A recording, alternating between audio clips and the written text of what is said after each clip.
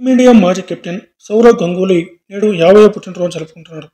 అతని గురించి ఆసక్తికర విషయాలను ఇప్పుడు చూద్దాం.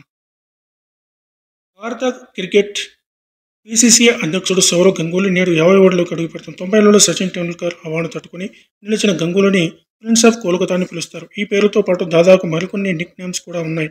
1972 జూలై 8న కోల్కతాలో జన్మించిన గంగూలీ 1992లో భారత్ తరపున అరంగేట్రం చేశాడు. వన్డేలలో ఆడిన 4 ఏళ్లకు కానీ అతడికి టెస్టులు ఆడే అవకాశం రాలేదు.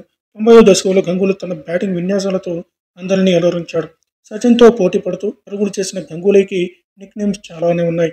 గంగూలీ ఆడుతూరు చూసిన అభిమానులు అతన్ని royal Bengal tiger, Dada, the God of side అని పిలిచేవారు. మరి దాదాకు ది ప్రిన్స్ ఆఫ్ కోల్కతా అని పేరు పెట్టింది ఎవరో తెలుసా? 90లలో తన బ్యాటింగ్ విన్యాసాలతో ప్రపంచ అగ్రశ్రేణి బౌలర్లపై ఆధిపత్యం చెలాయించిన దాదా ఆటకు ముగ్ధుడైన ఇంగ్లాండ్ మాజీ దిగ్గజం జెఫ్రీ బాయ్కట్ గంగూలీని ది ప్రిన్స్ ఆఫ్ కోల్కతా అని బిరుదిచ్చాడు. ఉన్నత కుటుంబంలో జన్మించిన గంగూలీని అతడి తల్లిదండ్రులు మహారాజ్, ప్రిన్స్ అని పిలిచేవారు. కోల్కతాకు చెందినవాడు కాబట్టి బాయ్కట్ దాదా పేరుకు అతని నగరాన్ని జోడించి ది ప్రిన్స్ ఆఫ్ కోల్కతా అని పిలిచాడు. యువకుడిగా ఉన్న సమయంలో దాదా అమ్మాయిల కళ్ళ రాకుమారుడిగా ఉండేవాడు. దాదా ఆఫ్ సైడ్ ఆడటంలో దిట్ట. Square cut, square drive, cover డ్రైవ్లు ఆడినప్పుడు గంగూలీ బ్యాటింగ్ చేసి తీరాల్సిందే.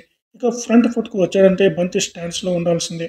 ఆఫ్ సైడ్ కవర్స్ మీదుగా అతడు కొట్టే సిక్సర్ల మజా ఏంటో 90s కిడ్స్కి తెలుసు. సాధారణంగా గంగూలీ బ్యాటింగ్ చేసేటప్పుడు క్రీజును దాటాడు. కానీ దాటాడంటే ఆ బంతి అయితే బౌండరీ అయినా దాటాలి, లేదంటే స్టాండ్స్లో ఎవరో ఒక ప్రేక్షకుడి చేతుల్లో అయినా ఉండాల్సిందే. తన కెరీర్లో 311 వన్డేలు, 113 టెస్టులు ఆడాడు. దాదా టెస్టుల్లో 7,212 పరుగులు, వన్డేలు 11,323 పరుగులు సాధించాడు. 2 ఫార్మాట్లలో కలిపి 38 సెంచరీలు చేశాడు. టెస్టుల్లో దాదాపు సగటు తన కెరీర్ మొత్తంలో 40కి తగ్గిన దాఖలాలు లేవు. ఇక వన్డేలలో ఈ కోల్కతా ప్రిన్స్ సాధించిన ఘనత అంతా ఇంత కాదు.